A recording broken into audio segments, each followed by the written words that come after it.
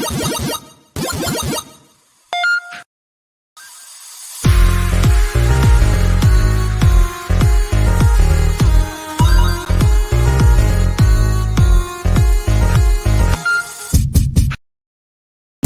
round. Fight.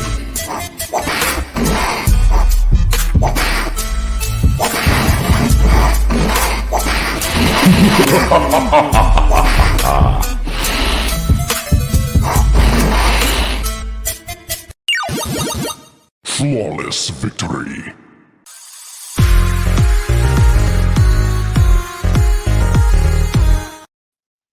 What's going on? What's going on, everybody? Welcome to Sports Drip Live alongside my brother Enrique Contreras. My name's Jose Contreras, and what a great episode we have in store for you guys today. We're brought to you by Star 6 Media. If you guys are watching it, you're watching it on our platforms, whether it's on Facebook, YouTube, Twitch, Twitter, regardless. Make sure to hit that follow button, like all of our content, our content, our pictures, our videos, our reels. We put a whole bunch of cool stuff out there for you guys. Follow us, and be a part of the Star 6 community. There's a bunch of podcasts that we put out, from all types of sports. And this podcast specifically, we're talking MMA, we're talking wrestling, we're talking boxing. And what a great episode, as I mentioned, that we have for you guys today. But first and foremost, let me introduce to you guys my co-host, my brother from the same mother, Enrique Contreras. Ricky, what's up, man? What's up? What's up? Welcome everybody to the show. We got a good show, as my brother said, for you guys, and let's get to it. Yes, let's get right into it. And first and foremost, we gotta, like, as we meant, as we hate doing this, right? Because it's never.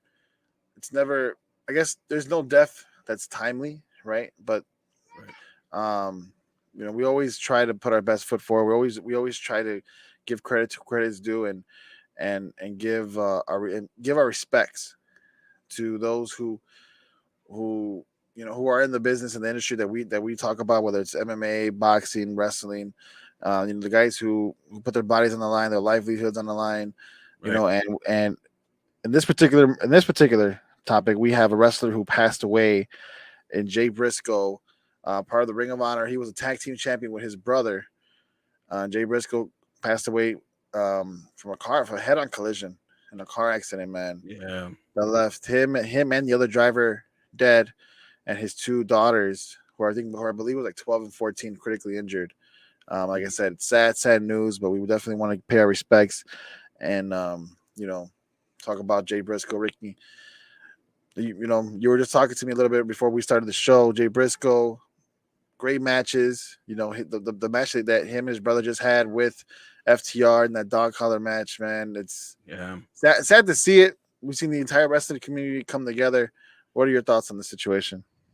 This is tragic, man. Just the way that everything happened. They said that he was on his way taking his daughters to a cheerleading practice at their school, no fault of his own, and they were on the two-lane road, and then for whatever reason, I believe it was a woman who was driving another truck, just veered onto the onto the other side of the road and head-on collision, and both died instantly, and both his daughters, I believe one was almost paralyzed from the waist down, but last I checked, she's recovering, she's doing better. His youngest daughter, I believe, had a broken tibia, which is, we've seen those injuries in MMA, so those are very brutal. I mean, just brutal injuries, but she's recovering. So that's the only positive that we could see here, is that his daughters, are recovering. But it's just sad to see that they went through that pain and then they lost their father, which hits home for me, man. Because and for you too. We're fathers. We have kids, and that from all accounts, that everybody that was talking about Jay Briscoe, man, this guy was the father of the year. Very, very devoted to his family. Very devoted to his two daughters and his one son that he has, and just the love that this guy was getting from the wrestling community, not just in AEW, but in WWE, Triple H, Kevin Owens, Seth Rollins, Sami Zayn. Michael Cole has made mention of him on the broadcast, even in NXT as well. So it's just, the the love that this man is getting is undeniable, and what he meant to the wrestling business, in and out. Yeah, the wrestling community is one family. Regardless of where you wrestle, what promotion you work for, a lot of these guys know each other from the past. A lot of these guys respect what they do in the ring. Because that type of business, it takes away from family. You know, Yeah, and the rest, your I guess your counterparts, your peers in the wrestling business are your family as well. So you spend tremendous amount of time with these guys. You basically put their lives in your hands, and they put your lives in theirs when you guys are stepped into those ropes, because a lot of the moves that they make, a lot of the moves that they do and perform are dangerous and could potentially hurt somebody, right? So right. they definitely, you feel for them as well. And as you mentioned, you feel for his kids. Something that's routine as just going to cheerleading practice. You don't wake up knowing or expecting something like this to happen, and that's what makes life so precious, is the fact that anything, it could end literally in any minute. You don't know what day's going to be your last. Right. You can't take And life for granted. you really can't. You really can't. And like even for us, we're fans of wrestling. We're fans of MMA. We're fans of Mhm. boxing. And like I said, we see these people. We see these guys on the TV performing. They do it for us. They do it for a living for their family, but they also do it for us. And we definitely gotta appreciate when we do see them, because you never know when they might be the last. And for those, for Jay Briscoe fans and the Briscoe brothers, man, like it's gonna suck not seeing them Yeah. together at least again in the ring. Right. Right, man. Because these guys are considered one of the greatest tag teams in wrestling in the past 20 years. Yep. Because they got their start where they got notoriety in Ring of Honor.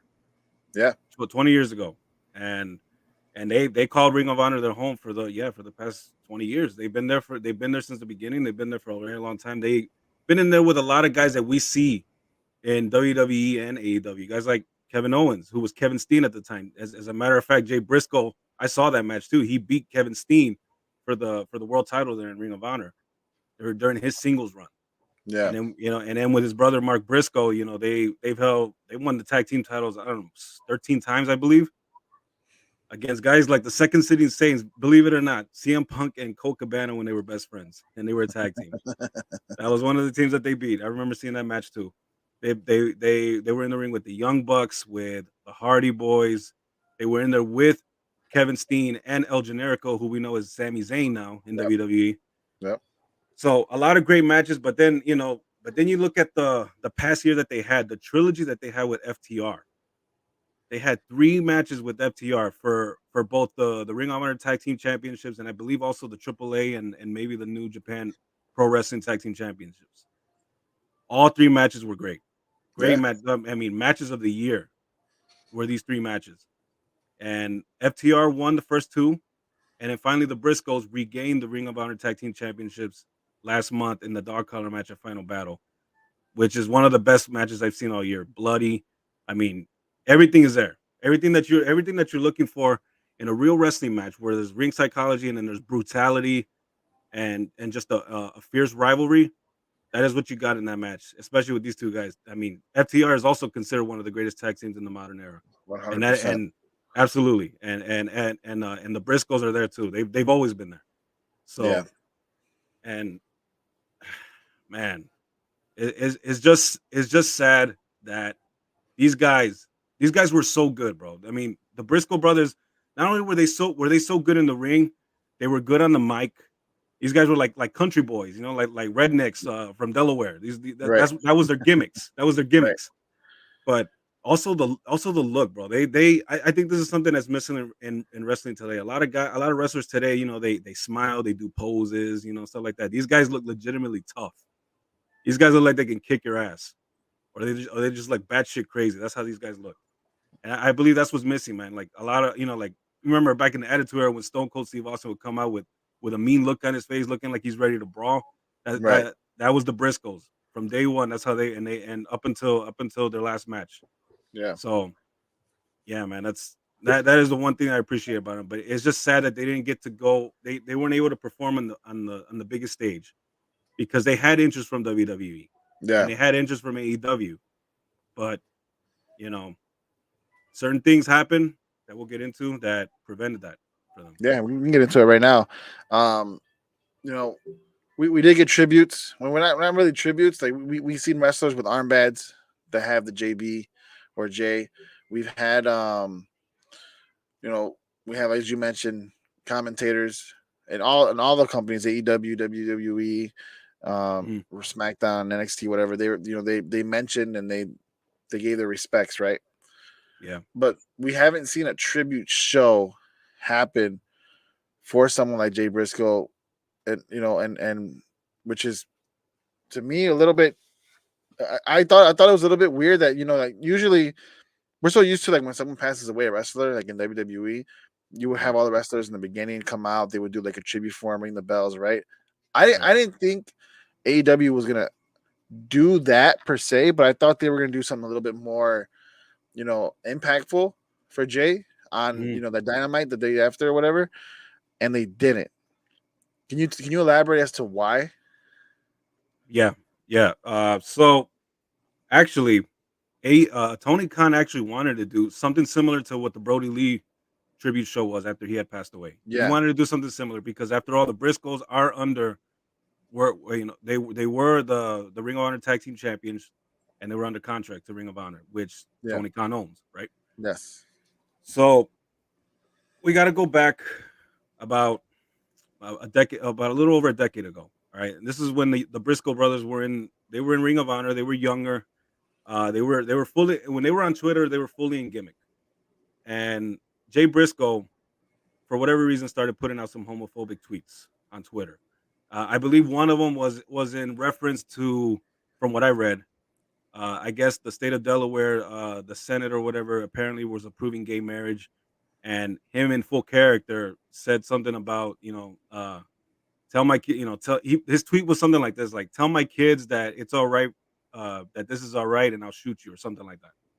He said something to that effect. I don't remember yeah, word for word, but he said, basically threatened to shoot whoever tells his kids that it's okay to be, gay and get married or whatever.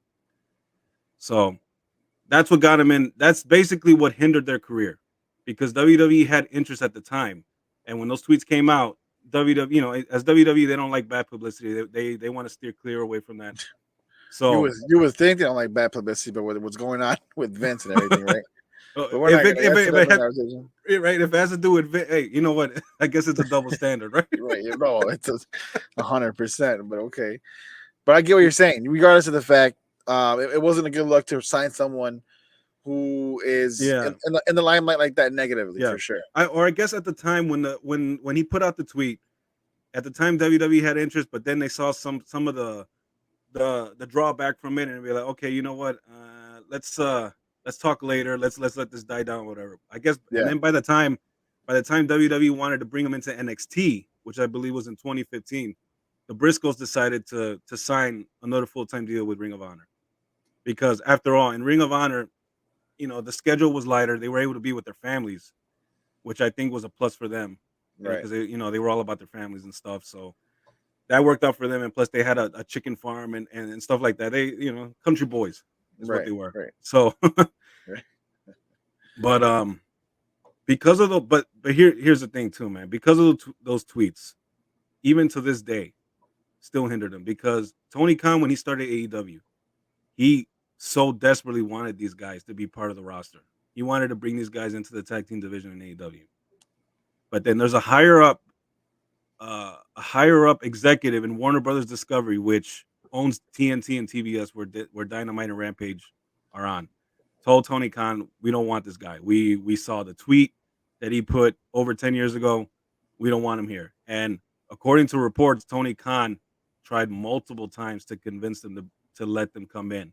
They showed, hey, this guy he's very remorseful. He apologized numerous times, even up to the point where members of the LGBTQ community who were wrestlers embraced him, accepted his apology, and after his passing, showed a lot of love for him after his Yep. passing. But even that wasn't enough to make the executives at Warner Brothers Discovery budge at all. So then of course, then this tragedy happens last week, and then Tony Khan wants to throw a tribute show on Dynamite. This past Dynamite was supposed to be a tribute show for Jay Briscoe. Yeah. You know, something similar to Brody Lee when he passed away, Right. and they still said no.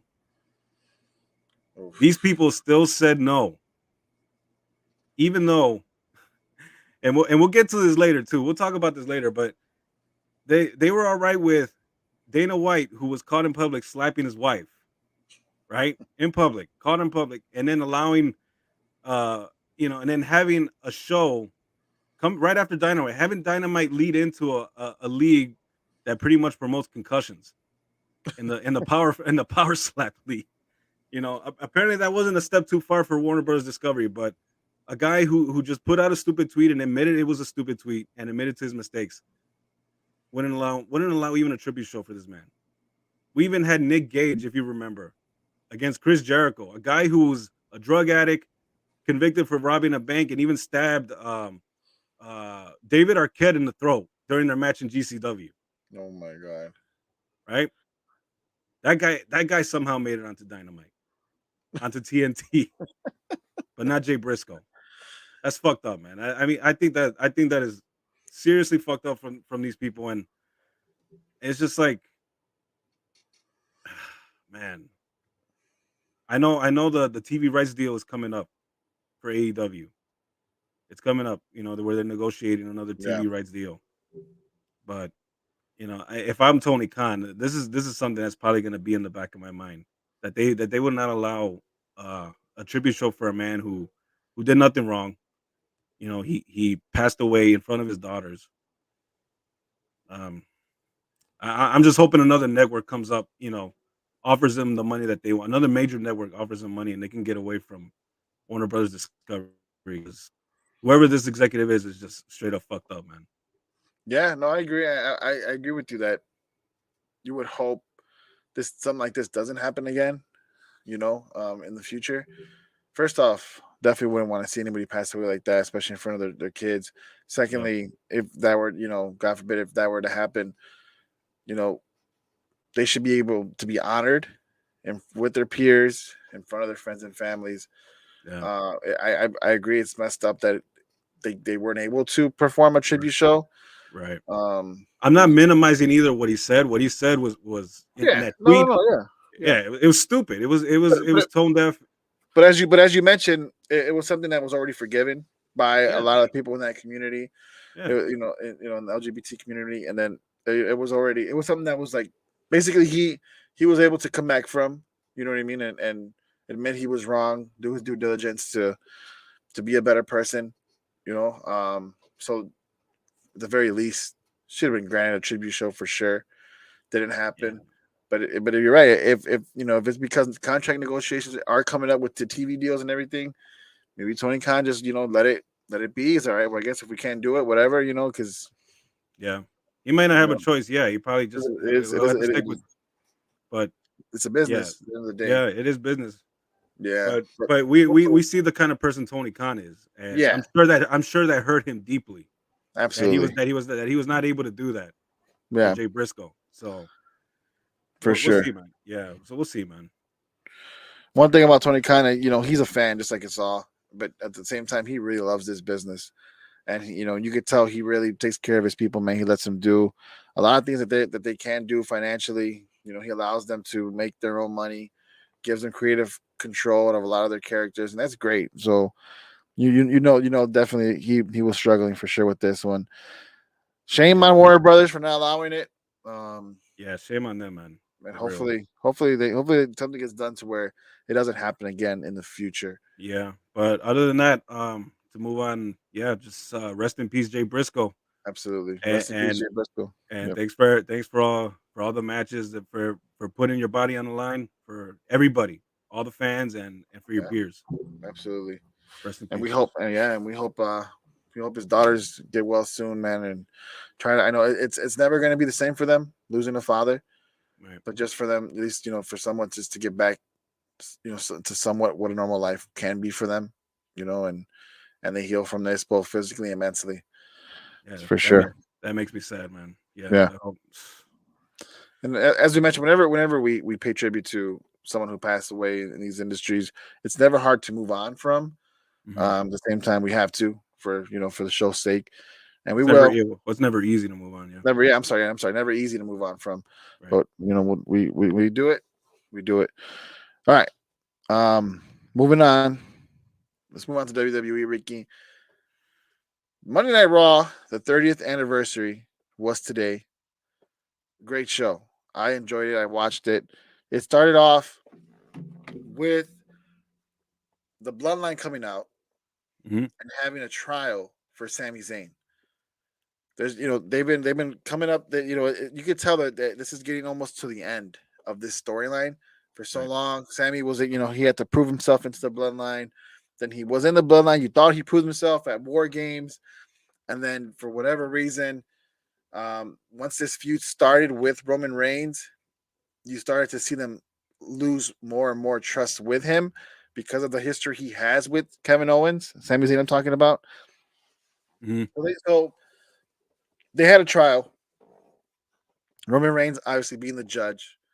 You have the defense attorneys and the Usos. It looked like you had the prosecutor um in Paul Heyman. Right. It looked like Solis Cole was the bailiff, right? Just standing right there by the judge and Roman Reigns. Right. And then the jury, the WWE universe. Jesus. This was Jesus. so whoever thought of this needs a raise. This was so thought out. This was perfect. It was very enjoyable to see. This is what they started off with. Obviously, Hulk Hogan came out with Jimmy Hart to hmm introduce Raw as 30 or whatever. But after that, right? After that, this happened. And this was a great way to lead the show. I think this was amazing. I loved it. I loved every second of it. I really, really did. They were in Philadelphia. Paul Heyman um threw shots at the Philadelphia Eagles, who are in the playoffs, hmm right? They're facing the San Francisco 49ers this week in the conference championship game, right? Right. The Usos and Roman Reigns are 49er fans. I don't know if you knew that. They're I they're they're, they're big 49er fans. I didn't know that. Yeah, so they definitely threw a shot at the Philadelphia Eagles. The quarterback of the 49ers is named Brock Purdy. So, Paul Heyman was like, they're gonna get beat by Brock Purdy. Oh, Hilarious. that's This was perfect. this That's was perfect. perfect. Dude, I love Paul Heyman. In Philadelphia, they were chanting ECW when he was Oh talking. yeah, that's ECW town. Yep. Yeah, they were chanting ECW. Paul Heyman was very like, you could tell he had a smile on his face, and then he was like, my tribal chief, ECW is now dead, just like the Philadelphia Eagles will be when they face the 49ers. It was good. It was so good from the jump. I loved every second of it. Paul Heyman then put out a video of evidence as to why Sami Zayn is not to be trusted. Basically made his case as to why he should be removed from the bloodline. Sami Zayn took offense to all that. He was really mad. He took offense to it. He gave his little spiel, told him why it hurt him, that they think that of him. Roman Reigns was mad that he was upset. Roman Reigns was mad that Sammy was mad. Right. Roman Reigns said, "Look, if you're gonna act like I didn't think you were gonna act like this, you shouldn't be so offensive." He was like, "If anything, you should be begging me to not kick you out of the bloodline." Right. So that was interesting to me because to me that showed me that Sami Zayn did have a little bit of a rebellion, sort of like how dare you say that I'm not loyal? You know what I mean? Right. And whenever someone like Paul Heyman was questioned when Roman had that rivalry with Brock Lesnar, Paul Heyman would beg and plead for his position next to Roman Reigns, right? Right. So I understood why Roman was mad. It's like, oh, this is great because like why isn't Sammy begging and pleading to be in the bloodline? No, he's actually taking up arms. It seems like in a way. So Roman's like, you know what? If that's how you're gonna be, then forget you. Solo, take care of him. So Solo wasn't gonna take him out hmm until Jey Uso stopped him and said, "Hold on." And then he gave his defense as to why Sammy should stay in the bloodline. Put up a whole package deal, showed clips of every time Sammy took bullets from them and blah blah blah. that then Roman Reigns after seeing that, he was like, you know what? You're not guilty. You're gonna, for now, you're gonna stay in the bloodline for now. He said, you're gonna work tonight, do what you gotta do to help the Usos, but then I don't want to see you until Saturday. I don't want to Mm, see you until Saturday, where you're gonna finally prove at the Royal that Rumble. you belong, and that's at the Royal Rumble against Sami Zayn's former best friend, Roman Reigns' opponent, Kevin Owens. So I bring all this up, right? Right. Because the next topic we have is what's going to happen with Roman Reigns at WrestleMania. And then we're also going to preview the Royal Rumble. So this is perfect, not right? Like, so all this that I just talked about is leading up to the Royal Rumble, and we all know how significant the Royal Rumble is when it Yeah. comes to the main event of WrestleMania, Yep. right? Right. So here we are. Yep. Roman Reigns, Kevin Owens, Universal Championship, WWE Universal Championship. I think we're all in agreement. Roman Reigns does not lose it here at Royal Rumble, Right. right? I'd be shocked. I'd be shocked. However, if this comes to an end, because that's what it seems like the Sami Zayn whole thing, like it's not gonna, it's obviously not gonna end here, but it feels like this is where we're gonna get the questions answered. Is like, okay, where are you guys going with this storyline, right? Right. Right. So, what do you? I want to ask you, Ricky. What do you think is going to happen first and foremost with Roman Reigns and the Sami Zayn storyline going on with the Usos and the Bloodline or whatever? Can you see Sami Zayn betraying Roman Reigns?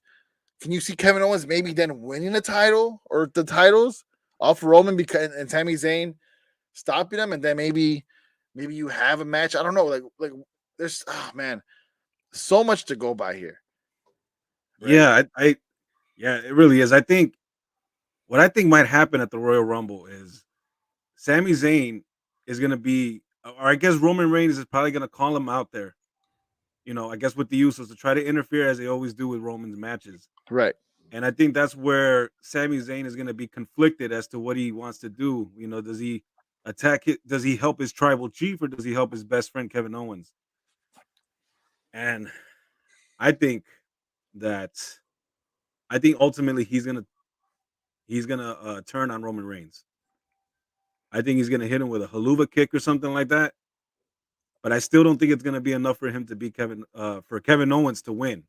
I still think Roman is gonna win, but I think Sami Zayn is still gonna defect or leave the bloodline and stick with his friend Kevin Owens, and I guess try to attempt to help him win, but it'll backfire. I can see that because there's been multiple reports that maybe the Usos will face Sami and Kevin Owens for the tag team titles, or Mhm. Sami and Kevin will face the Usos. I mean, Yeah, yeah, for the Usos titles at WrestleMania. I right. could see that happening, you know, Mhm. but Because I have a hard time. I still have a hard time seeing Roman Reigns losing to Kevin Owens at the Royal Rumble. At least me losing the too. championships. I have a hard time seeing that. I But do too. I do too. I agree with you. I don't see Kevin Owens winning it all, but I can't see Sami Zayn winning the title. I look the oh man. Here's the thing. You and I talked about what we think is going to happen at WrestleMania, right? Mhm, mhm, And we'll talk about this right after this segment. But we talked about maybe The Rock facing Roman at WrestleMania. There's been so many reports. Now there's mhm. reports that there won't be, that's not going to happen anymore. But before we get into that, talking about the Sammy ordeal, right? Yeah, It almost seems right that he takes the belt off Roman. What's the ultimate betrayal? You know what I mean? yeah, Like what's the point of it all? You know what I mean? Like all this has to end, or it should end in my book, with Sammy becoming champion, because I think that's the only logical reason for this storyline is if you're right. Sami Zayn, you're not doing this for Kevin Owens. Sami Zayn's never been that guy. He's always been that heel that's selfish, right? If Okay. you're doing this, if you're infiltrating the bloodline, you're doing it for one reason and one reason only, and that's for you to finally be on top of the mountain.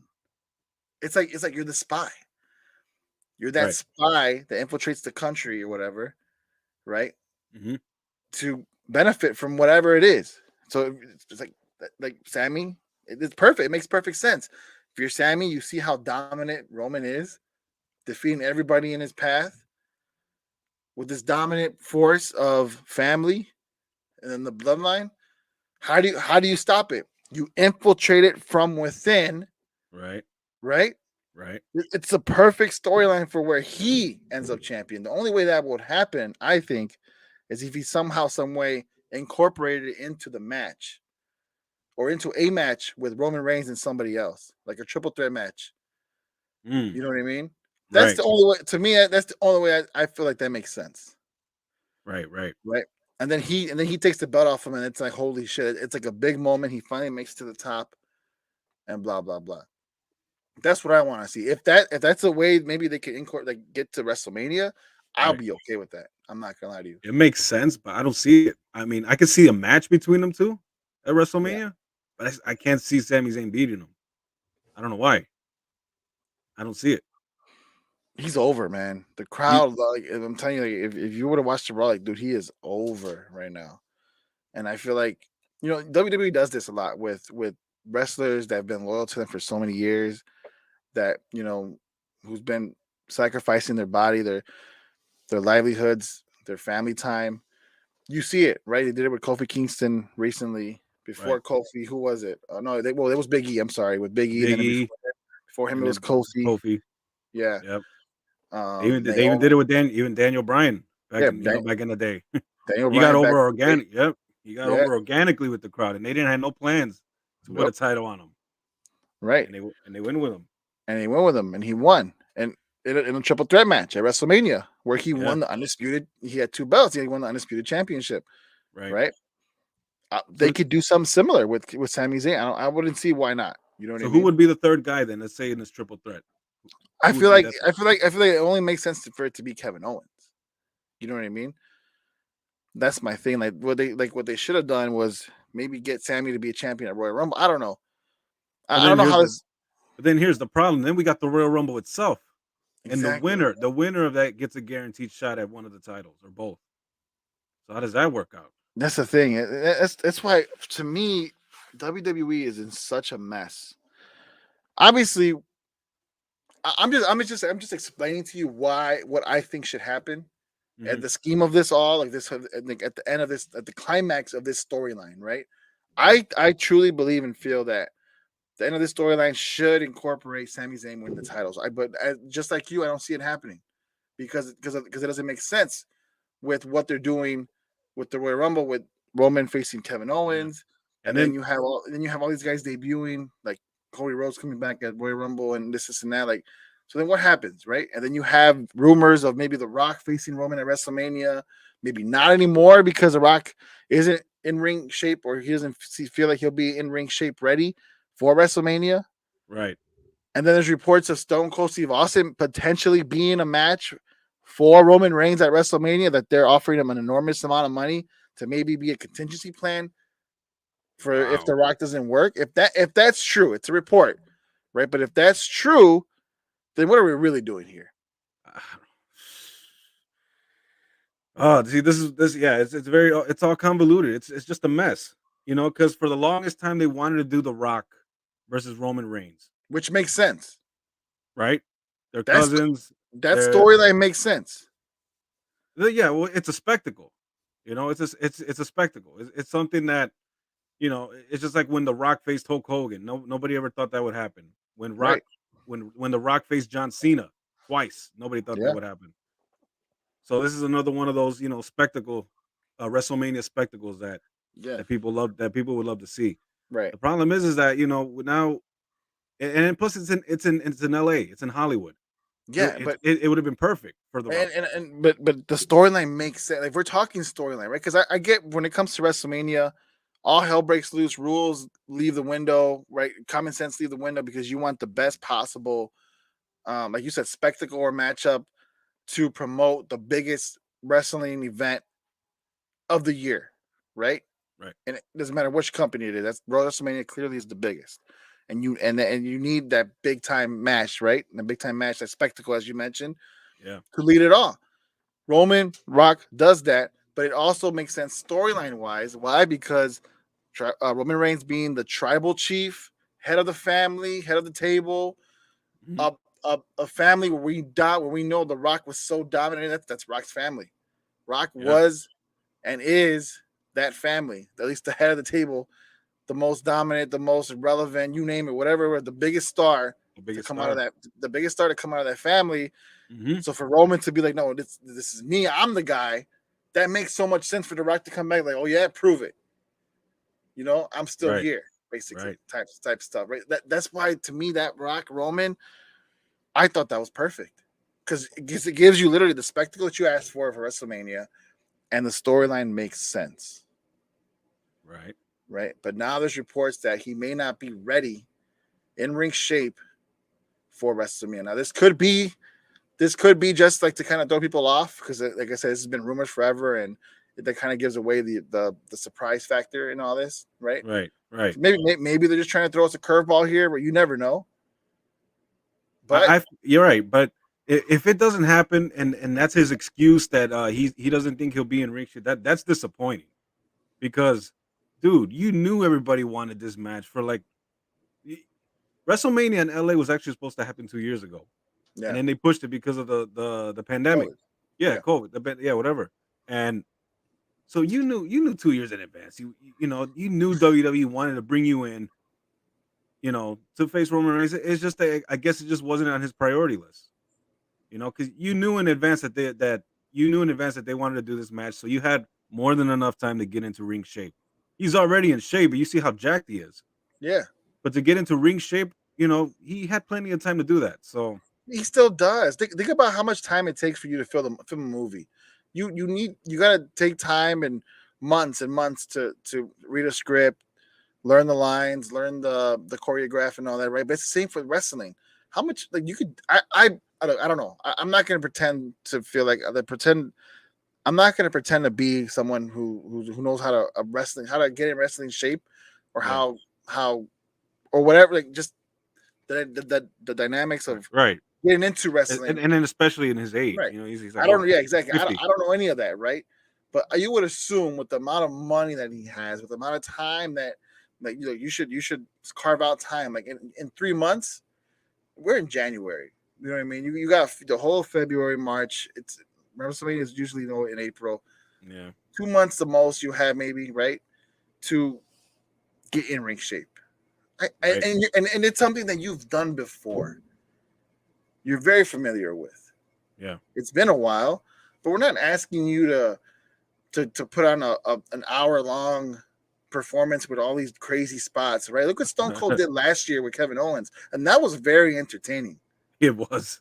You know Yeah, what I that was mean? that was a very Stone Cold Steve Austin match. I enjoyed it. I Exactly. loved it. So if you're The Rock, you were never that guy to have all these type of crazy moves, anyways. Like all these like crazy spots in a match, anyway. So like, you could definitely, and Roman can carry the match for you. Yeah. You know what I Oh mean? yeah. And you have a lot of people in play, like the Usos, like Sami Zayn, who can come in and try to, like, give time. Like, all I'm saying is that you could do so much here. He can. I think he just has other shit on his priorities. Yeah, The next movie. Because Black Adam, the Black Adam movie didn't do so well for him. So I guess he's trying to rebound and try to find yeah, what else he could do. Because I don't know. I guess people are getting tired of The Rock yeah. in Hollywood.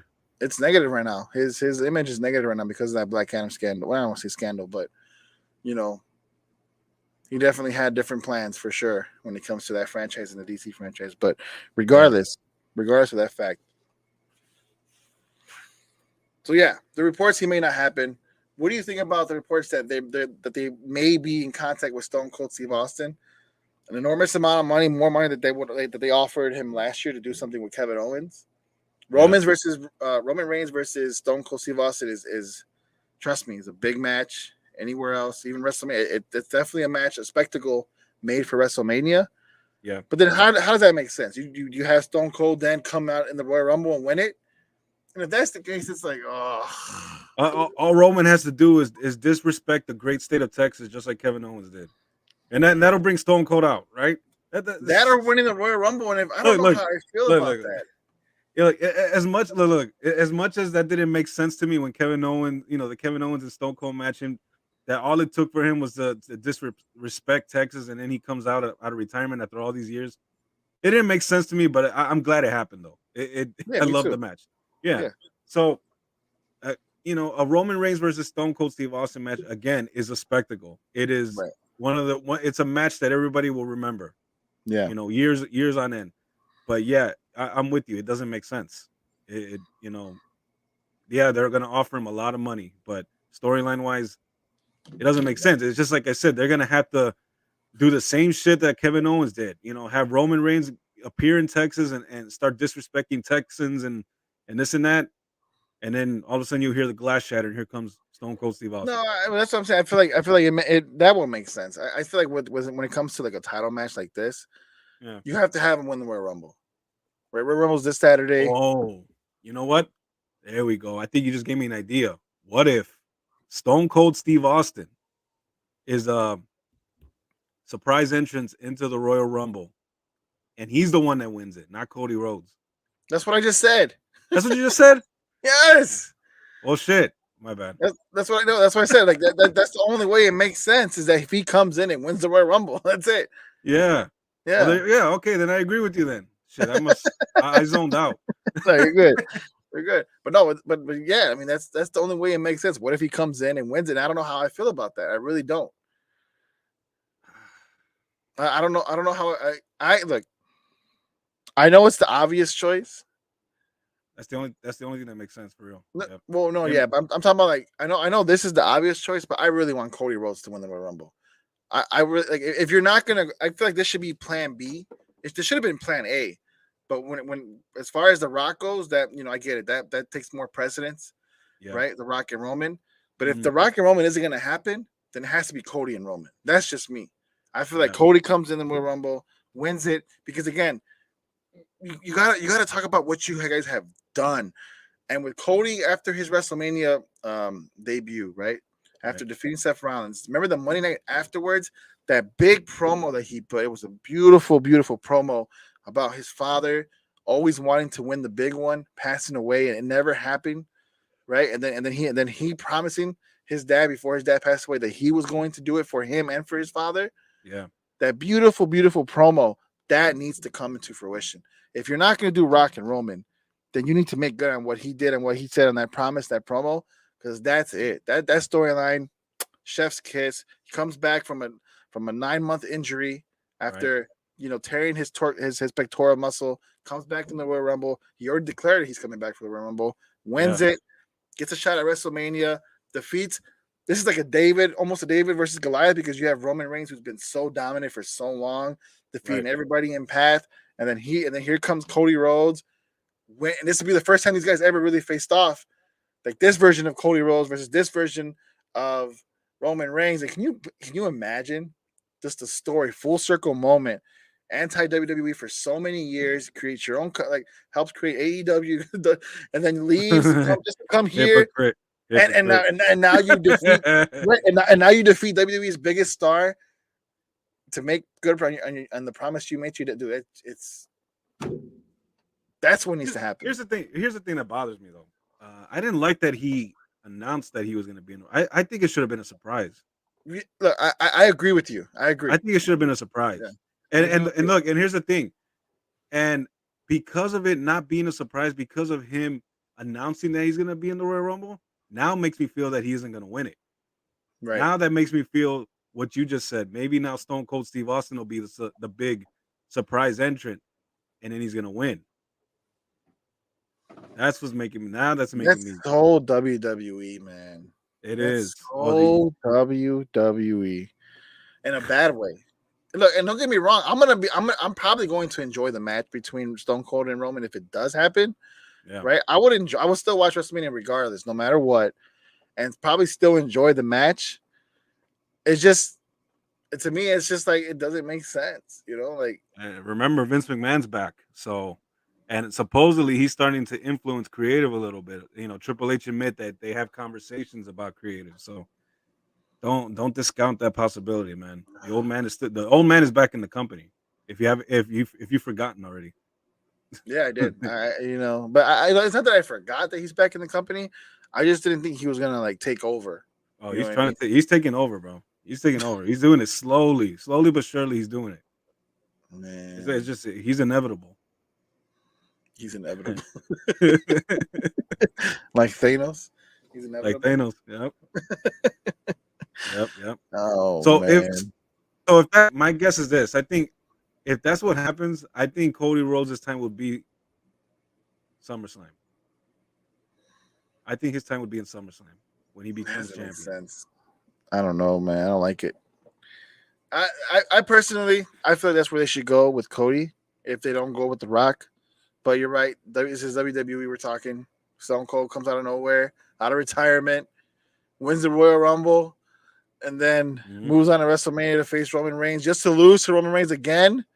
And then we still have a part-time champion for another year and a half, if not half a year, for him to lose it. I don't know, man. That just doesn't make sense to me. I feel like if Roman, this historic run, this is probably one of the greatest characters you brought in since John Cena. Right? Right. This has to end at WrestleMania. It should not end on SummerSlam. Like this historic run that he has, that run is made to end at a spectacle like WrestleMania. Or maybe it ends at WrestleMania 40. WrestleMania 40, which is next year. Yeah, but come on, man. That's another year. Another year Roman with a part-time champion on both brands. You can only do this for so long. It makes no sense whatsoever. It doesn't. But I feel like if that happens, Ricky, then people are gonna get fatigued of Roman Reigns. Yeah. I love his character. I love everything about it. There are some people that are starting to fatigue. They're starting to fatigue of it. Yeah, but they're bearing with it because they know WrestleMania is on the way, and they feel it too. Like that's where it should end. You know? Yeah. That's where it should end. So yeah, let's get into some predictions, then, man. Who do you think wins the Royal Rumble? Cody Rhodes. Cody Rhodes. I hope it's Cody Rhodes. I hope it's Cody Rhodes. I got Stone. Okay, look. Stone Cold's my man. I'm mad. It better not be. All right, how about this? My heart says Cody. My head says Stone Cold Steve Austin. So who do you think would be the surprise entrant? Stone Cold. I think Stone Cold's gonna be the surprise entrant. I believe that too, but I also think he's winning. Yeah, I believe if he's the surprise entrant, he wins the Royal Rumble. Yeah. Because he ain't gonna turn down. If this report is true, he is not gonna turn down all that money to face Roman Reigns. He's not. All right, how about this? We'll give three people. Cody's my number one. Right. Stone Cold's my number 2. Mm-hmm. My number 3 is Sami Zayn. He's in it? No, I don't know. Well, the thing is, like, they only show you 15 on the poster. Mm-hmm. Like throughout like Thursday Night or Monday Night Raw, they want to give you like 15 of the wrestlers, like current wrestlers who are in it. They have and then obviously we know it's 30, so we don't know who the other 15 is, right? Right. So my thing is, so if he doesn't have a match, he doesn't. Sami Zayn doesn't have a match on the paper. But remember, but the Roman Reigns, Kevin Owens is always that title match always happens before the Royal Rumble. The Royal Rumble is the last thing on the card. The men's one, at least, right? Right. So something can happen in that Roman Reigns Sami Zayn match, or maybe they betray Sami for whatever reason. Maybe he just goes into a Rumble to win it. Yeah. I don't know, dude. If all three of those guys are in him, then that makes for a good ass Royal Rumble, because then it's unpredictable. You got three guys that you legitimately believe will win. Yeah. And I believe Stone Cold is going to be number 30. Yeah. I think Stone Cold is number 30. So. If not 29, but yeah. Or 30, yeah. 29 to 30. He's going to be one of the last ones because, he's old. So he can't be in there that long. But, yeah, this has the makings of a good Royal Rumble. If those three guys. It does regard, yeah, because there's so much they can do, man. And I'm excited for it. That's for sure. But, yeah. That's what I think. You agree? With what? Cody Rhodes is winning? Those three. Who? Give me your top three. Who wins the Royal Rumble? Stone Cold. Number one being more likely. Okay, that's Stone Cold. Who's Okay, second? for me, number second is Cody Rhodes, All right. and number three, if he's in it, Who? I'm pretty sure Sami Zayn. Number Maybe. three, Yeah. if he's in, Yeah. if he's in it, if he's If in it, he's I'm in not it, sure if he's in it. that's the Yeah, wild card. Okay. I can dig that for sure. Bet definitely. What about the women's one? Who do you think wins? The women's one is so that the women's Royal Rumble. They have no storylines in neither one. Like you have the Alexa Bliss and Bianca Belair storyline, which is great. I love it. yeah. But you don't have. But as far as Charlotte goes, she's doing something with Sonya Deville, and it's like, whatever. But you really don't have like. There's no allure or no like big factor here. No. But if I have to guess who, I think I might have to go with Rhea Ripley. I think Rhea Ripley is the likeliest one to win. I think the she women's won. She won it. When did she face Charlotte for the title? Was it last Did year or the she? year before? Yeah. Shit, I don't remember. A few years ago, and she lost, but she won the Royal Rumble. I don't remember. I don't remember I her think winning. so. I think so. I don't remember that at all. Well, regardless, I think she wins again this year because I don't see anybody else winning it. I don't know, man. I don't know Dude, who else. Honestly, don't got know either. freaking we Charlotte, and we got uh Bianca Belair still the champ. Yeah. So she could face either one. I'd rather see her against Bianca Belair instead of Charlotte, to be honest. So This is where they WWE this is where WWE probably hopes they hoped they would have got something done to bring Sasha back in. right. And you never know, Sasha might just come back, right? But I doubt it. I doubt it, especially since Vince McMahon is back in the company. I yeah. think she's as good as gone. She's gone. Yeah, I don't see it either, man. I really don't see it either. Maybe you bring back Mandy Rose. I don't know. Yeah, I mean, But didn't you hear the reports about Sasha Banks? They didn't see her as at the same level as Becky Lynch or Charlotte Flair yeah, they're anymore. They said wild. they said that she peaked and this and that, even though she's still what 30 years old. Charlotte's like almost like what 37 years old, and they keep giving her the belt. She doesn't need to win a Royal Rumble or And Money in the Bank. She just shows up and they give her the belt. this WWE is a sport. It's a real sport, but it's not like real sports where you have these guys in their primes and you go based off. I mean, you have like there's primes, but like in the NFL, for example, right? Tom Mhm. Brady in his late 20s, early 30s was like that's Tom Brady, like peak Tom Brady athletic, right? Yeah, Now in his early 40s, late 30s, early 40s, he's still performing at a high level, but it's not as but again, that's just based off him.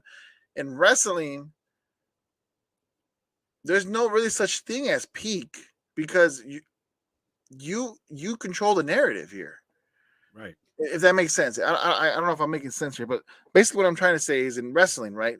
This Right. is all It's all choreographed. about the book. It's all about the booking. How you book. How Yes, you book. yes. It's all How you about book it. creative. Exactly. Yeah. Like you Mhm. control the narrative. Like you know what I mean? Yeah. Like I if guess. I if, guess. if if you feel like Sasha Banks peaked, that's your fault for not putting her in a position where she's still relevant.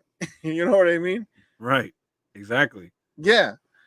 I guess that's where I was trying to get to. Mhm. It's not like I don't like it. I hate comparing this to real sports, right? But it's not like Right. the NFL where it's like you go based off whether they're able to perform or not. You're like that's real, you Right. know, peak performance or whatever. But here, no, you control the narrative. You can make Sasha be a dominant force by the way how you book her. So if you feel like she peaked, that's Yeah. on you. That's You on know what I them. mean? Yeah. And that's exactly why she left, because she asked for a certain amount of money. She wants to be put in terms. And so she's not even worth Becky Lynch money, and Becky Lynch is the biggest women's star there. Right. But I believe Sasha's definitely right there with Becky Lynch. They just didn't book her. They didn't book her. So But I she think left. Becky Lynch is a great example. Becky Lynch was never thought of that way No, before. She was like how Sasha was, someone who was always in the middle card, just kind of like just there, never Mhm. really given an opportunity. And what happens Right. once she got over with the man character, and like the crowd Yeah, started to really, really get behind her, Then Yep. WWE seen something in her, right? And they Yep. pushed her, and now it's consistent. Now they're just continuing to push Yep. her, put her It's against that. main event. That's all you got to do with Sasha Banks. Let's be honest. Yeah. Yeah. I remember it started with Nia Jax punching her in the face, legit, and Yeah, breaking her nose. I yeah, remember. And ever since then, she became a star. yeah. So, That's what I'm saying. Like that's basically just something like that. You know what I mean? Again, this is wrestling here. Like but this is still sports entertainment as well. So like you create the narrative, you control the narrative. So yeah, I don't know. yeah, That's just I agree. I agree. There's not much going on. There's really no real story going on with the women's Royal Rumble. But I gotta go if I have to pick. I mean, Rhea Ripley's the one that stands out to me as yeah. winning. I think I'd agree. Yeah, because the things that she's doing with Dominic Mysterio and the Judgment Day is also pretty good too. Dude, Dominic is great. That whole storyline, dude. That the WWE is getting good. The Dominic going to jail, having the teardrop is so funny. Dressed up like Conan. Yeah. That was good. That was good. Oh man, I love it. I love it. I do. I love it. And which is his god. Conan is his godfather, so I'm sure he had some pointers. So there you go. All in the family.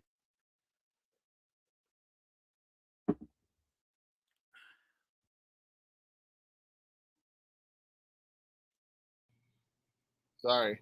Hold Yeah. on. Cut off. Test. Okay. I'm back. My microphone. I unplugged my microphone. Sorry about that. All right. Anyways, but yeah. Conan being his godfather, I heard that. Yeah, and then got a lot of pointers for sure. But yeah, I have no clue, Ricky, on who's gonna win the women's Royal Rumble. I don't know. Mhm. WWE has not given, and it's not a good way. It's not like I don't know in a good way, like they're keeping us guessing. No, it's like they don't know how to build the women's stars. If I had to pick, it'd be Bailey. Bailey. I think so. I mean, who else? You know what I mean? Like, it can't be Becky Lynch again. Like that's gonna be so tiring. Yeah. I think it's Bailey maybe, and I don't know. Maybe Bailey faces Charlotte. I think that's different. I'll take that in a way. But Yeah. it's like I don't know who else is it. Like there, unless you bring someone from NXT or you bring Mandy Rose back. I don't know. No, But that it's ain't like happening. you get what I'm saying. It's like Yeah. it's not. I'm stumped, but like not in a good ways because they don't know how to build women. They don't know how to build the stars there. They really don't. Neither company does. No, I would give AEW credit. Dr. Britt Baker, they build her great. Yeah. Right now she's right now they're kind of like stepping back because they don't want fatigue from her. But that's how you do it, and then Jade Cargill with that streak, that's perfect. Yep. Like who's gonna be who's gonna face her next? Who's she gonna face?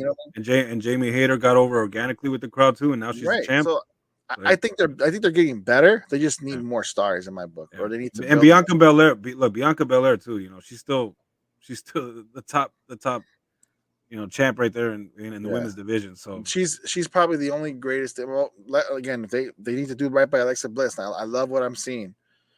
So, but you already have Alexa Bliss facing Bianca Belair already for the title, so it's like yeah. So she's not in it then. Yeah. So all right. If you got Bailey, I got Rhea. All right, there you go. You guys listen to Sports Drip Live alongside my brother from the same mother, Enrique Contreras. My name's Jose Contreras, guys. Wow, we did literally a whole hour of wrestling. not expected, but hey, man, I'll take it. I love wrestling. We love talking wrestling here with you guys. But this isn't just a wrestling show. We got to get into UFC 283, Ricky, which happened this past Saturday. Man, what a card. What a card we had. Glover Teixeira, Jamal Hill for the light heavyweight championship. We had a fourth fight with Davidson, Figueiredo, and Brandon Moreno for the flyweight championship. We saw Gilbert Burns in the welterweight division. And let's get into that one first, Ricky. Gilbert Burns defeated Neil Magny via submission round number 1. Gilbert Burns now 21-5. Last I checked on the rankings, hold on, let me tell you real quick. I think I know he's in the top 5. If I'm not mistaken, he's 4th. He is. Hold on, I'll tell you right now. I think he's number 5, isn't he? He's either 4th or 5. I know he is. No, he's 6. Really? Gilbert Burns is Wow. 6 in the welterweight division. You have obviously the champ Leon Edwards. You have Kamaru Usman. Then you have Hazmat Chimaev. Then you have Bilal Muhammad. Bilal Muhammad Yeah, after working his Bilal way working his way up, just quietly. just quietly. Yeah, exactly. Quietly. I would, yeah, and then after him it's Kobe Covington and then Gilbert Burns. Um Gilbert Burns at 5. Yeah. Yeah. And yeah, what a win. What a In the win. first round, a first round with an arm triangle choke against a big lengthy guy like Neil Magny, who had Yeah. the taller, the had the longer reach. So yeah, he put on his wrestling and his jiu-jitsu in full display. I thought he was gonna come out, throwing bombs like he likes to do, but we do remember that Gilbert Burns, he is a jiu-jitsu based fighter. So as soon as he got him down on the ground, he didn't let him out, man. He put in No, that was that it. no arm triangle choke, and All that was it, man. It's all just she like, wrote. hey, business is just like another day in the office for Gilbert Burns, I guess. Gilbert Burns, who was recently ranked second in the welterweight division after he lost to Hazmat Chimaev. You saw That was him his drop, that was his right? last that was the last fight, yeah. Was his last fight. He Before comes this. back again, and that was an impressive fight even for him. He like yes, like Hamza Chimaev shot up, right? But we Yeah. knew Gilbert Burns wasn't going to be someone just to lay back down, and we talked about it. Like that fight was a good fight. Gilbert Burns gave Hazmat all he had, and Hazmat Chimaev, who's ranked second, struggled against someone like Gilbert Burns. So Gilbert Burns, Yeah. I feel like should move up, Ricky. But this match against Magny was definitely something that he needed. Where do you see him? Where do you see this going forward for Gilbert Burns? Can you see him maybe having a title shot? Obviously, Kamaru Usman gets first. You got to think Chimaev, depending on where his head's at, he's in the mix. And then you still Ugh. got Kobe Covington. You still got Kobe Covington, right? I know Who's everybody wants where the hell's Kobe Covington right. at, huh? Exactly. I haven't heard And then him. exactly. And then we just talked about Bilal Muhammad, who's ranked third right now, who just quietly moved up there. Like, what the hell's I guess basically, if you're Dana White in the UFC, you have a lot. You have a lot of options here. But what do you think happens next Got to some Gilbert guys, yeah. Burns? For Burns, it's either gonna be against Bilal Muhammad, right? Or it could be Right? against Kobe Covington. That's what I'm thinking. It'll be his Yeah. next fight. It'll be either one of those guys. I don't know what Kobe's doing next. We've heard that he probably would fight, Hamzat Chimaev, but we don't know what the hell Hamzat Chimaev wants to do. We Yeah, haven't we we really haven't don't. really if he wants to continue in the welterweight division. Does he want to move up to middleweight? There's a back and forth between him and Alex Pereira. Yeah. So yeah, so we don't know there. But as far as Gilbert Burns, yeah, it could be either Bilal or it could be Covington if Covington's ready to come back. If I'm Um, Hamza yep, Chimaev, it's great. If I'm Hamza Chimaev, as great as you are, I want no part of Alex Pereira right now. I think you stay in the welterweight division. Um, no, that being no, said, Gilbert Burns did talk about Ricky, about Kobe Covington this past Saturday. He was like, he saw him recently. I think it was at a club or something, and Gilbert Burns thought he was going to fight Kobe Covington right then and there because he as many fighters don't respect Covington for, I guess, quote unquote snitching, calling the cops big on mouth.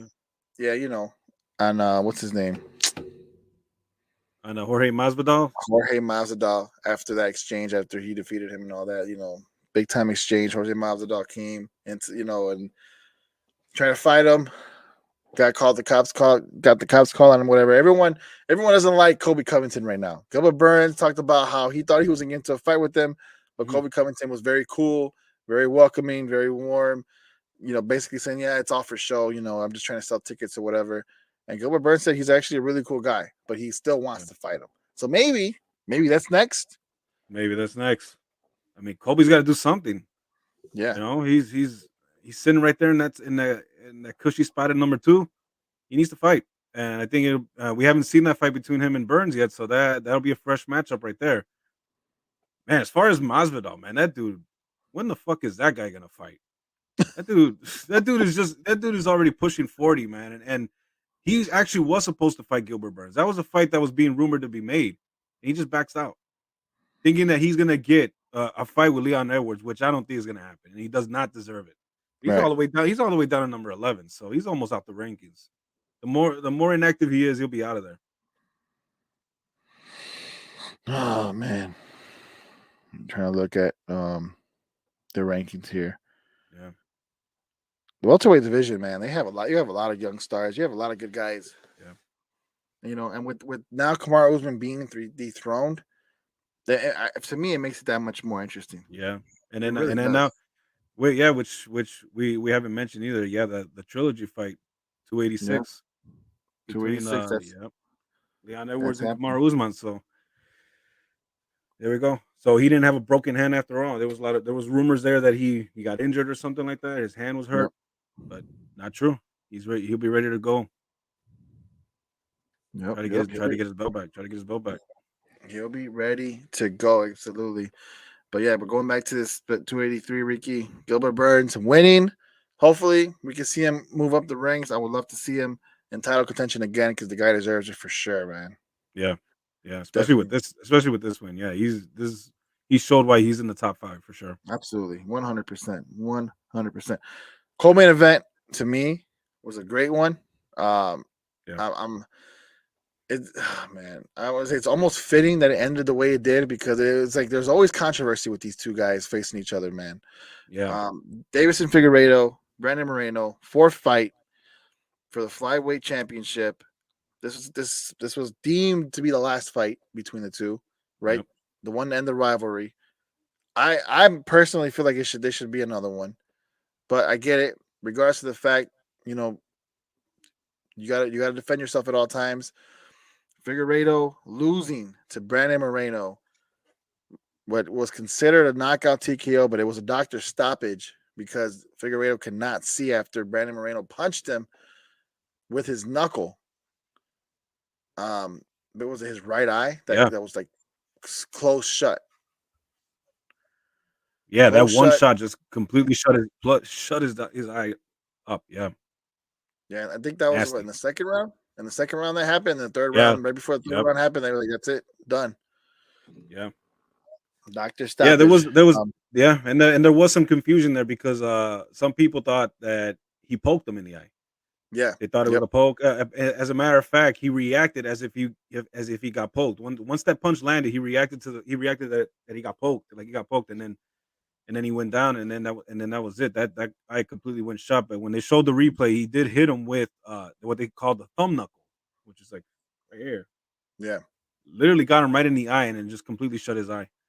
So yeah, and that's all fair game. He got him with a good shot. He came in with it too, which made it even worse. He came charged right in with that punch, Yep. and that was it, man. Either way, leading up to the third round, he was dominant.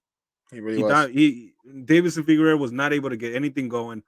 It's No. almost like Figueiredo's known for that big right hand that he has, and Yeah. he's caught Moreno before in the past fight in these past 3 fights with it. And what I saw with Moreno, he was able to avoid it. He learned from the past fights that he had with Figueiredo, and he avoided that big right hand and pretty much just shut him down. There was Right. nothing Figueiredo was able to do. He did almost get him with I believe it might have been a guillotine almost. I think it might have been in the first or second round. He almost nearly got him with the guillotine, but Moreno got out, and that was it, man. Moreno dominated this fight. So No. Yeah. No, he did. He did. And you're right. And I guess that's why I feel like what. Maybe you're right. Maybe everybody's right. This is it. This should have been it because yeah, he was so dominant leading up to that third round. And like you said, it's all fair game. You know what I mean? You didn't you got hit with it. mhm. Your eyes was completely shut. If that fight would have went on, you would have been at a complete disadvantage. And obviously, Took a lot safety. more damage. Yeah, Yeah, would take a safety lot more damage. first, right? So yeah, no credit to Brandon Moreno, man. I love Brandon Moreno. I really do. I love his Yeah, passion, his fieriness. He puts himself in a position to win, and he did that against Davison Figueiredo, Ricky, and this is it, supposedly, right? This is supposed to be the last fight. I would love to see it again if it made sense. If Figueiredo climbs the top again, why not? Right? right. You fight the best fighters in your division, but for someone like Brandon Moreno, who's next? What's next? What happens from here? Obviously, you take some time off a little bit. You celebrate this win, Hmm. but then eventually you're gonna have to get back on the grind because now you're the champ again. He has to defend it against somebody other than Davis and Figueiredo. Yeah. Who do you think that's going to be? It's looking like it's gonna be Alexander Pantoja, who I think is number 2 or 1 in the rankings right now. The rankings have not been updated, but he's up there. So he's already taken care of Kai Kara France twice Right. already.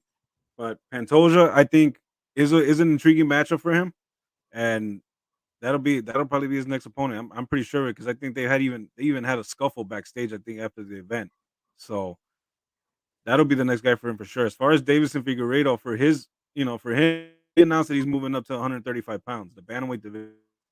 Yeah. So he's going in there with Sterling, with Sean O'Malley, Peter Yan. Good luck, man. there's that's a whole different division right there, man. In that Really is. that bantamweight division. So we'll see how he does there. But yeah, as far as Moreno, yeah, Pantoja's next. That'll be a great fight. If it's Alexander Pantoja, I'd take it. I'd take Yeah, it but for someone like Brandon Moreno, you're in a position for to be a dominant champion. You just got to prove it. You just got to go out there and do exactly what you've been doing, and prove it. Just defend that title, man. You can't be losing it back and forth. But credit to him for winning once again, representing Mexico, Ricky. yes, sir. Great country of Mexico. So yeah, congrats to Brandon Moreno. Great fight all around. And yeah, I thought it was a great fight. I thought it was good. I thought it could have been better, but you know, definitely a Well, win for just sure. yeah, for sure. Definitely a win. You guys listen to Sports Drip Live once again alongside my brother. My name's Jose Contreras. That is Enrique Contreras right there. And we're talking UFC 283. Get into the main event, light heavyweight championship. Glover Teixeira, Jamal Hill. This was a vacant light heavyweight championship, obviously with the injury of Proshka. So here we are, Ricky. Glover Teixeira, Jamal Hill. Yeah. Take us in. What happened? This went to decision. They went all Ooh, 5 rounds into decision. But man, what a it's e- fight! it's everything you expected from a Glover Teixeira fight, man. Facts. This guy, he does. He's too tough for his own good. He even said it in the post fight in his post fight interview. Too tough for his own good, man. He's in there. He was in there banging with Jamal Hill, the much younger Jamal Hill. He wanted to win the title for the second time. Nobody thought he would win it against Jan Blachowicz when he did at his Right. age. So he was looking for lightning to strike twice again for him. But unfortunately, Jamal Hill was a much younger cat Yep. and power in his hands. I mean, if anything, right here in this fight, they said that Jamal Hill landed the most significant strikes in light heavyweight history in the UFC. Jeez. I think it was in the 200s. I think it was like 238, I believe. Significant strikes against Glover Teixeira. Wow. All those strikes that Teixeira, and you saw it in his face. The dude was just Yeah. busted He up. was out. Yeah, he was gone. He was busted up Yep. really bad. I mean, and Jamal, I was surprised too because I came into this fight. I had Glover Teixeira winning by submission. I'll admit it. But Jamal Hill came in with a perfect game plan. He stuffed because Teixeira was trying to go for the takedowns early, and Yep.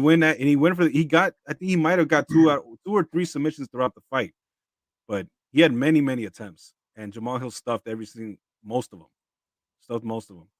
So he showed really good wrestling defense. He showed a lot of really good striking too. He landed so many hard punches, so many kicks, especially the kicks. He landed many kicks that stunned Teixeira. So in the end, this was pretty much this was a clinic. It was a beatdown. But Teixeira was still there. He didn't go down. He didn't quit. He went all 5 rounds. He went out on his shield. Well, Yep. sort of. He wasn't knocked out, but he went out. He went out as a warrior, like a warrior, Yeah, like they like absolutely. to say. You And Jamal Hill's the new light heavyweight champion. yeah. So Both when deserve nobody when credit. nobody when nobody expected it, Nobody. this match was pretty much put together last minute because of the whole Ankalaev and Jan Blachowicz draw, which Yep. was supposed to crown a new champion, and it didn't. And Dana White just put this match together. He was like, okay, well, Teixeira versus Jamal Hill done. Right. So there we go. Well, we know as an like and rightfully so in the UFC, if one match or one fighter doesn't go on right on to the next, right? You have to, right? That's why I'm saying that's part of the reason why another reason why I love this sport is that this sport waits for nobody. Right. It doesn't wait for nobody. Now it does give you. I think it does give some people, um, you know, I guess unfair championship matches when they come out of a 3 or 4 year hiatus out of nowhere, right? But whatever, that's just me. I'm not a Right. fan of that, but I get it. money talks. But regardless of the fact, you're right. Yep. This match was put together, but it ended up being a good fight. It ended up being a good fight for sure. Very good fight. And credit to both guys because as you mentioned, as far as Teixeira goes, still tough. Went out. You the way you left, nothing but respect. Yeah. That's Yeah. that's that's a He announced and he announced his retirement too after Yeah, he did. He this fight. announced his retirement, and that's the way a fighter would want to go out. You know what I mean? Yeah. Right. I With mean, way yeah, you lose a fight. most fighters will want to go out with a win, but you that's rare. It's very rare when a fighter, leaves the sport unscathed and they it's just a very very tough way to make a living. And he Yeah, wasn't the only one. Shogun Hua also that night. He yeah. had a fight and yeah, he looked pretty bad in that fight. Looked his age. I think he should have retired a while back. He did get knocked out. We saw two legends retire.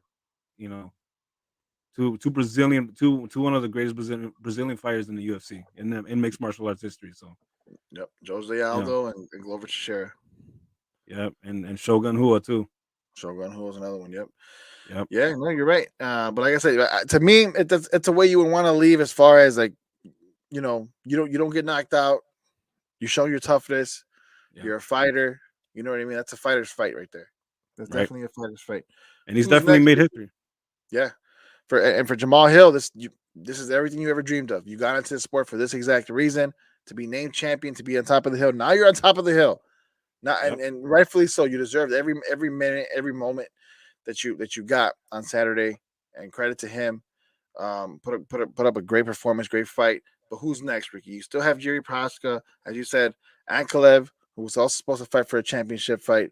If you're Dana White, which one makes sense to you? Who comes out? Who comes in first to face the newly crowned champion Jamal right, Hill? right. I agree. You said Yuri Prohaska. You said Magomed Ankalaev, but I'm gonna throw you another name. And I sent you this text earlier, man. Did you see after he won when Alex Pereira, who is Glover Teixeira's teammate, when he approached him, Oh my God! dude? Okay, look, it's something that kind of went viral a little bit, but Yeah, he, Alex Pereira, he just, he approached Jamal Hill to shake his hand, show some sportsmanship, but though with the way that he looked at him, he gave him that look, man, like that death stare. now you're next. That Like Goldberg, you're next. and then it was amazing how much bigger he was than Jamal Hill. We're Crazy. talking And we're talking that's a middleweight, guys. the middleweight, 185 pounds, and then taller and much bigger than the 205 pound champion Jamal Hill. But he gave him that look, man. He gave him that like he was sizing him up, and he was just looking like giving him that death stare. It was like, you know what, congratulations, but if I want to, I can move up to 205 and bring that belt back to share MMA and fitness. Congratulations, but I'm next, motherfucker. You know what I mean? Dude, Dude, seriously. that is an intriguing fight right there. That right there, sign me up. If he wants to move up to 205 pounds, he definitely could do it. Oh yeah, If he wants to 100%. be a double champion, if he wants to try to be a double champion, he could definitely go up and try to do it. A fight between Alex Pereira and Jamal Hill. Holy shit, man. If you're Alex Pereira, imagine this. You still have the threat of oh my God, of Israel Adesanya in the middleweight division. You know Right. he's gonna want to come back and he wants the title back. You still have that threat. Then you have Hazmat Chimaev, who's a welterweight, trying to move up to face you. And now you're talking about maybe pissing off the light heavyweight champion and facing him. Like, what is going on here? If you're Alex Oh Pereira, man. you want all Dude. the smoke. It doesn't matter. Whatever division, Oh, it seems like you want all the smoke. You want Hazmat Chimaev, if you want this, come up here. Israel, you already know I'll knock you out again. And then, like, you know what? I'll even move up and try to take that life. Dude, I love that. dude, I it's love it's that. it's it's amazing. It's amazing. It's just like, we don't know how long Yuri Prohaska because he had a very serious shoulder injury, so we don't know how Yeah. much longer he's gonna be out. Um, but if you ask me, outside of Yuri Prohaska, I'm not interested in Magomed Ankalaev. I'm more interested in Alex Pereira. I think intriguing matchup for Jamal Hill, dude. Outside of Yuri Prohaska. Yeah. I mean Oh, that's definitely a good one for sure. Can't go wrong with Ankalaev, but if Pereira wants to move up, but as I'm saying, if you're Dana White, you're like, you know what? I have no shortage of fights here for someone like Alex Pereira. Everybody wants to fight him, seems like, or he wants to fight everybody. So Yeah. So definitely. yeah, Jamal Hill definitely he realized his dream. He's the champion, but now bullseye on him. So he has Oh yeah. about 3 or 4 guys coming at that want to come after his belt. You gotta add in Jan Blachowicz, even Anthony Smith too. Yep. Is there too? So yeah, That's the so champion's curse, man. Like it's everything you want for it, but then that's something you soak in the moment, you take that in, and then you get ready because now you have that bullseye on your back. You're the target now. Now everybody wants what you want, right? You wanted what you have for so long. You knew the grind.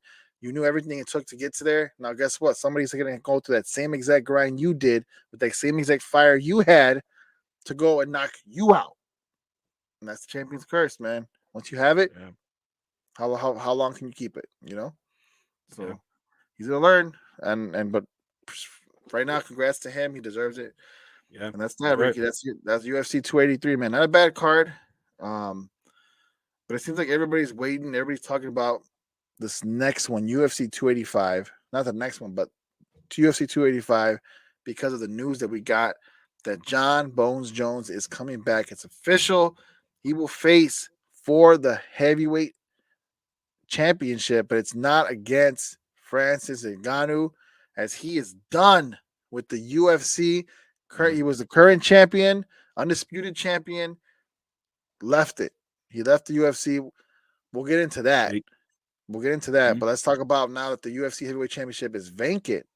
You bring in mhm. John Jones back, and now he's going to face Cyril Gane for that fight.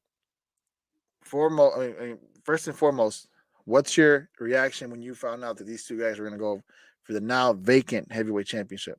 I was surprised. I was maybe not as surprised because I was wondering what was going on with Francis Ngannou. Like is this Yeah, dude coming back, or I started to get the feeling like he was actually going to leave.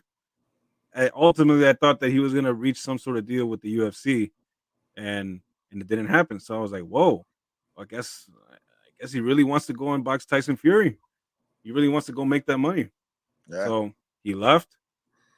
Even though well, we'll get into that. But yeah, No, back we up. can talk about it Back, now. I mean, it's all both the same thing. It's all the same right, story, right, right? right, right, This right, match right. between Jones and Gane is only happening because Francis Ngannou's gone. He Yeah, left, yeah, right? yeah. And you're Well, right because he wanted to fight. He wanted to box. He wanted health insurance.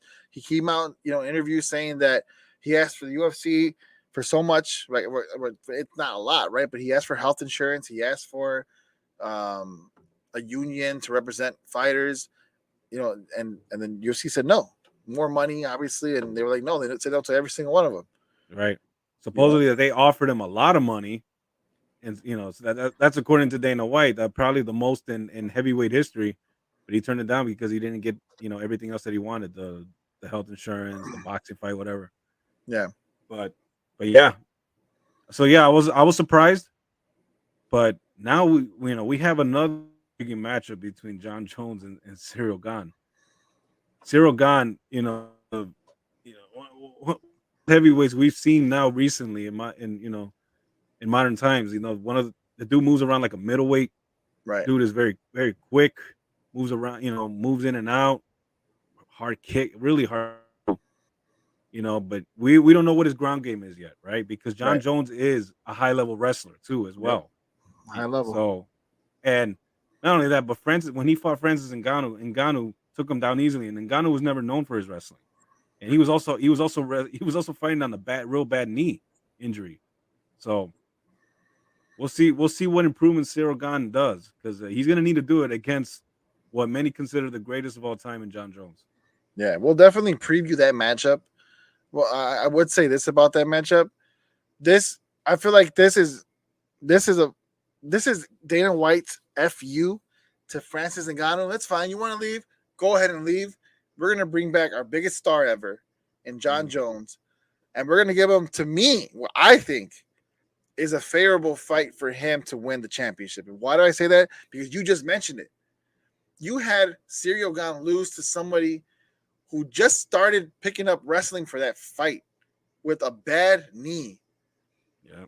and he dominated you. in the ground game. You don't think someone like John Jones, a decorated wrestler, someone who's dominant on the ground, is not going to come in and do the exact same thing and whoop your ass again? You know, Bring like, down those elbows. that's like, you know what I mean? Like, and it sucks for Cyril. Maybe he works on it. Maybe it doesn't happen. I hope it doesn't, right?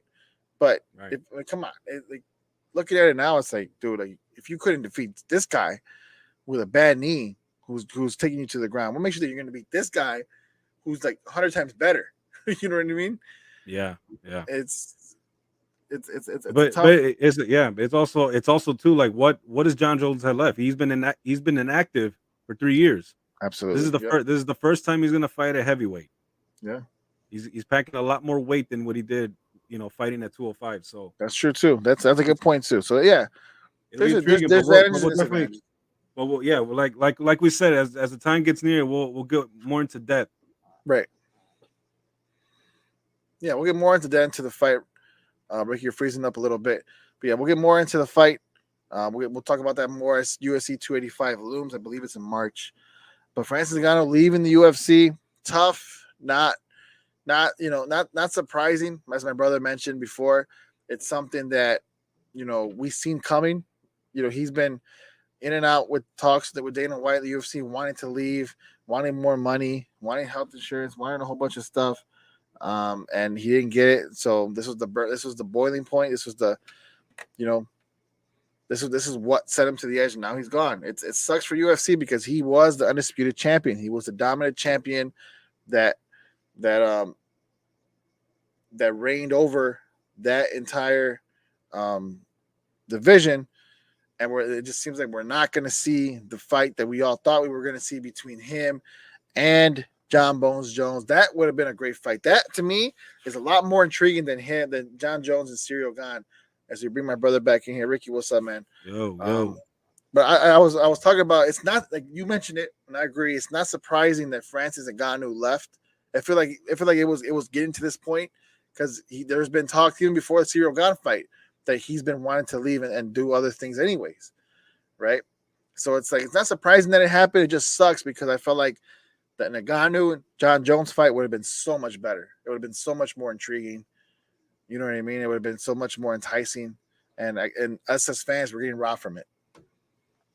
Yeah, I agree. You hear me, right? Yeah, I hear you good. We're all good. We're all good now. Yeah, Okay, cool. Yeah, we're good. Yeah, I agree with you 100%. I think we were robbed of a fight between John Jones and Francis Ngannou. I was looking very much forward to that fight, but it is what it is. Francis Ngannou has other ambitions, so I guess it's going to be one of those fights in UFC history that we could say what would have happened if these two would have fought. I guess this is destined to be one of those. Yeah, destined to be one of those. Sucks, but it happens, man. It is what it is. And that's just how it rolls. All right, Ricky, let's end this show on a much lighter note. Really, not really, right? But there's been Dana White. It came out with this whole new league called Dana White's Power Slap League. Yeah, it's on. Warner Brother owns it. It's on what, TBS? Yeah, immediately after AEW Dynamite. Yeah, you catch it right after AEW. It's something. Like I don't know. I get it. I get why he did it. He's just trying. I guess he's trying to be innovative, something new. This Power Slap thing. You've seen a lot of it on social media. Like, I've seen a lot of clips from it, not just from Dana White, but even before Dana White. Like I would see like other Facebook leagues, news feed and stuff like that. Yeah, I've seen it. Yeah, other leagues that did it, and it was always so interesting. I guess Dana White took whiff of it, and now he has his own league. What do you think about it? Because it's kind of comical, to be honest with you. It's a little, yeah. I find it funny that there's actually people willing to stand right there and take a slap full force in the face. I mean, yeah. There's people stupid enough to do that, man. Hey, money talks, man. Money talks. It does. Listen, I'm like you. I started seeing this stuff on Facebook, on YouTube, TikTok, all this stuff. I was seeing like clips of it before Dana White started this whole thing. Right. And I'm not gonna lie, it got me a little into it because I'm like, oh, what's gonna happen here? Who's gonna get knocked out, right? Right. I watched some clips of this Power Slap League thing, right? That Dana White started. And it's like when I first saw it, I was like, man, this is the dumbest shit I've ever seen, man. Like, really. it's also like the format of his show is like the Ultimate Fighter. Yeah. They're all in the same, you know, mm, hotel, whatever, and you know, drumming up some feelings so that way they can slap each other harder or whatever, you know. Right. Right. So yeah, that was my initial thought. Like, this is so dumb, man. Who does? I mean, why would somebody do this? Why would somebody risk a concussion to do that? But then as I started watching, I saw for some reason I couldn't look away as it kept going. That's why. I couldn't. There we go. I couldn't stop. I couldn't stop watching. I'm like, whoa! Like, these guys are slapping the shit out of each other, and then like, you know, and Yeah. then not to mention Dana White. You know, perfect promotion, slapping his own wife on New Year's Eve, pushing this thing up a week, and then you Look, know, like I've done some marketing. You know, I've done some marketing for a company before. I don't think that's how you. I don't think that's how you market anything, man. I don't know. You know what I mean? I don't know. How apropos is it, right? Right before your power slap comes out, you slap your wife. It's not funny, right? Right. It's just it's She started it though. She started it. no. It's not funny that he did it. What's funny is the fact that how coincidental is like that happened literally right before his power slap thing came out, and again, it sucks. And if you're Dana White, Yeah. you know, like what the hell, dude? Like, which by the way, we never really talked about it because you weren't here for that show. But like right after it happened, I was like, what the hell, dude? Like, he took. It's almost like he says that he took like all like, you know, he's very remorseful of it. Like he's like, oh, I'm sorry, and blah blah blah. Yeah. But it's like there's no real consequence to that happening. Right. Right. Even though she did it first, you know, if you watch the video, Yeah, I get it. yeah, But they were both drunk. She slapped them, there's and still no excuse. it was a No excuse react. for the woman. There's no Yeah, excuse, but it was a reaction.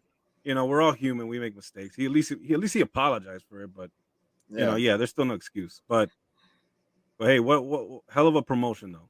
I say hell of a promotion, yeah. and pretty much as a result of it, TBS did push it a week. Yeah, because of it, because of that Yeah, consequence. But come on, like if there is a domestic violence accusation or anything that happens with one of his fighters, you know he's going to be in full force, you know, to, and rightfully so, to suspend that person. But it's like, okay, but where's your suspension? Where's your consequence? Where's your fine? well, You know what I mean? it's just like we talked about earlier, man. You know, TBS, Warner Brothers Discovery, they didn't allow Tony Khan to do a tribute show for a man who passed away, who made a mistake, you know, a decade ago.